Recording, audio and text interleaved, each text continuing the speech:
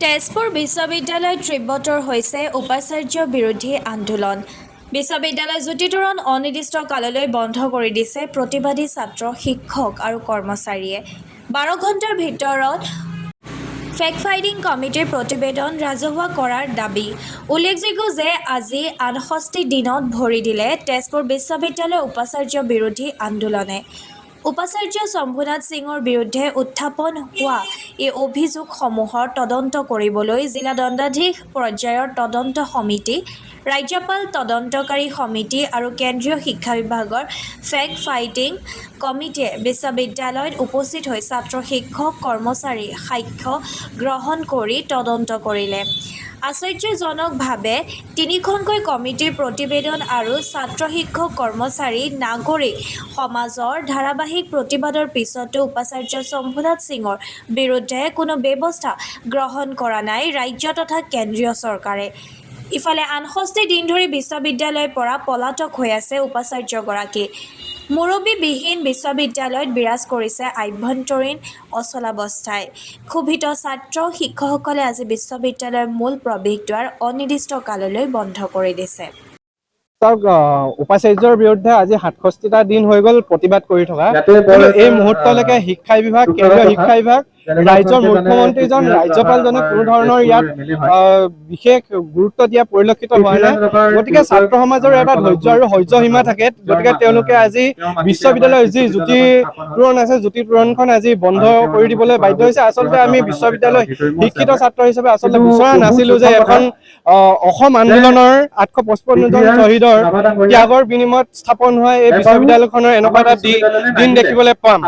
কাৰণ চাওক, ২০১৬ চনত আমি NIFৰ ৰেংকিঙত ৫ম স্থানত আছিলো, আজি আছোহি ৭৯ স্থানত আছোহি। গতিকে আমি বিচাৰিছো ভৱিষ্যত প্ৰজন্মই এখন ভাল বিশ্ববিদ্যালয় দেখা পাওক। বিশ্ববিদ্যালয়ৰ উপাচাৰ্যজনে যি ধৰণে দুৰ্নীতি কৰিছে, এয়া সাংবাদিক দাদা বাইদেউসকলে দেখিছে ইতিমধ্যে। আপোনালোকক ধন্যবাদ জনাম, আপোনালোকে নিৰন্তৰভাৱে বাতৰি প্ৰকাশ কৰি আহিছে। কিন্তু এইবিলাক দেখি থকাৰ পিছতো, ইমান বিয়াগুণ বিভাগ থকাৰ পিছতো কোনো কিয় গুৰুত্ব দিয়া নাই, এয়া আমাৰ বাবে লাভদায়ক প্ৰশ্ন।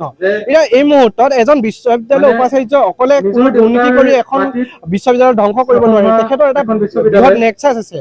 আজি বিশ্ববিদ্যালয়ৰ ইলেক্ট্ৰিচিটি বিলৰ নামত বৃহৎ সংখ্যক লাখ টকাৰ ওপৰত ধাৰ হৈ আছে। কাৰেণ্টৰ লগতে যি পানী যোগান আঁচনি আছে, পানী যোগানৰ সম্পূৰ্ণ ব্যৱস্থা ব্যাহত হৈ আছে বৰ্তমান সময়ত। গতিকে ছাত্ৰ ছাত্ৰীসকলে এই মুহূৰ্তত ক্ষোভিত হৈ পৰিছে। বিশ্ববিদ্যালয়ৰ যি হেল্থ চেণ্টাৰ আছে, হেল্থ চেণ্টাৰত মেডিচিনৰ চাপ্লাইও বৰ্তমান সময়ত একেবাৰে কম হৈ পৰিছে। কি ঠিক, হয়তো ২-৩ দিনৰ পিছতে মেডিচিন চাপ্লাই শেষ হ'ব, কিন্তু টকা পইচাৰ অভাৱৰ বাবে আমি মেডিচিন পাবলৈ সক্ষম নহ'ম।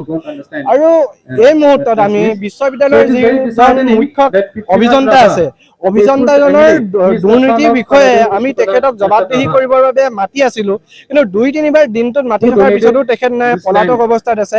বিশ্ববিদ্যালয়ৰ তেজপুৰ বিশ্ববিদ্যালয়ৰ আইন অনুসৰি এজন উপাচাৰ্য কেতিয়াও ৬০ দিনতকৈ অধিক দিন উপস্থিত নথকাকৈ থাকিব নোৱাৰে। কিন্তু তেওঁ বিশ্ববিদ্যালয়খনৰ আজি ৬৭টা দিন ধৰি পলাতক হৈ আছে। তেওঁ বিশ্ববিদ্যালয়ৰ আইনখনকো ভংগ কৰিছে। তাতকৈ ডাঙৰ কথা, দেশৰ মহামান্য উচ্চতম ন্যায়ালয়ে ২০১৩ চনত তেখেতক পাটনা বিশ্ববিদ্যালয়ৰ এটা বিশেষ গোচৰৰ কাৰণে অযোগ্য উপাচাৰ্য হিচাপে ঘোষণা কৰিছিল।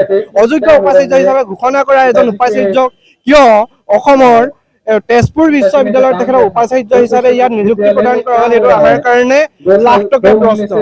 চাওক, কোনোবা ব্যক্তিয়ে নিজৰ কিবা কথাক লাগি পিনি কাৰোবাক সংস্থাপিত কৰিছে, সেইটো বেলেগ কথা। কিন্তু দেশৰ মহামান্য ন্যায়ালয়ৰ যে ন্যায়ক তেওঁলোকে যে সম্পূৰ্ণ ওলাই কৰি এখেতক ইয়াত সংস্থাপিত কৰিলে, তাৰ বাবে এই বিষয়বস্তুটো মানে শিক্ষা ব্যৱস্থাটো গেলিবলৈ আৰম্ভ কৰিছে আচলতে। গতিকে সেই বিষয়বস্তুটো আমি ছাত্ৰ ছাত্ৰীয়ে বিচাৰিছো অনতিপলমে এইবিলাক সমাধান হওক। আমিও ছাত্ৰ ছাত্ৰী, আচলতে আমি আন্দোলন কৰিছো, আমি সুখত পৰি আন্দোলন কৰা নাই। আমি কোনো প্ৰফেচনেল প্ৰটেষ্টাৰ নহয়, আমি কোনো দল সংগঠনৰ দৰে একেৰাহে নিৰন্তৰভাৱে মানে প্ৰতিবাদ কৰি থাকিব নোৱাৰিম। নিশ্চয়কৈ জানে পৰীক্ষা আছে, কিন্তু ছাত্ৰ ছাত্ৰীসকলৰ জীৱনৰ লগত হেতালি খেলি আছে।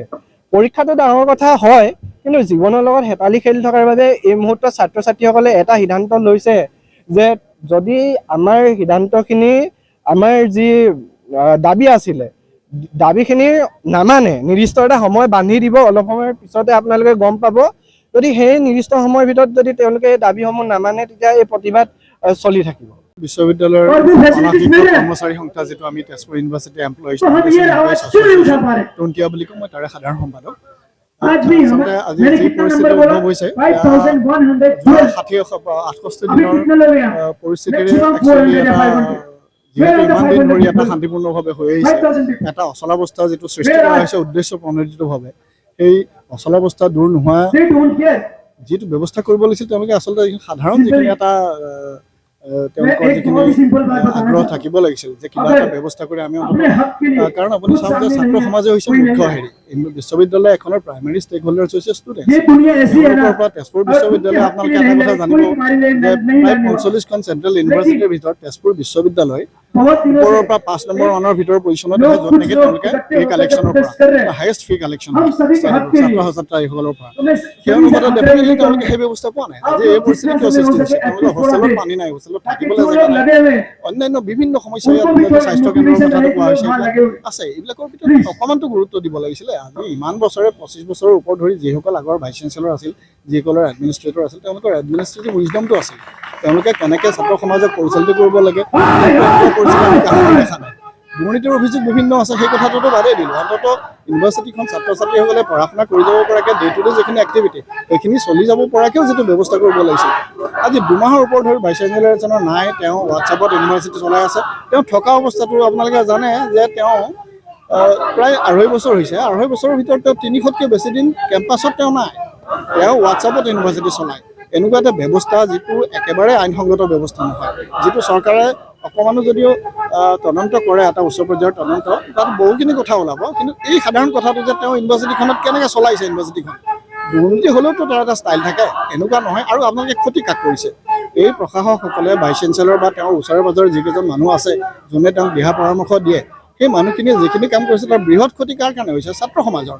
ছাত্ৰ সমাজে প্ৰাইমাৰী ষ্টেক হোল্ডাৰ্ছ, তাৰ লগত টিচাৰ্ছসকল আছে, আমি নন টিচিং। আজি নন টিচিঙৰ ষ্টাফৰ ওপৰত আমাৰ ওপৰত ইমান প্ৰেছাৰ কিয় পৰিবলগীয়া হৈছে?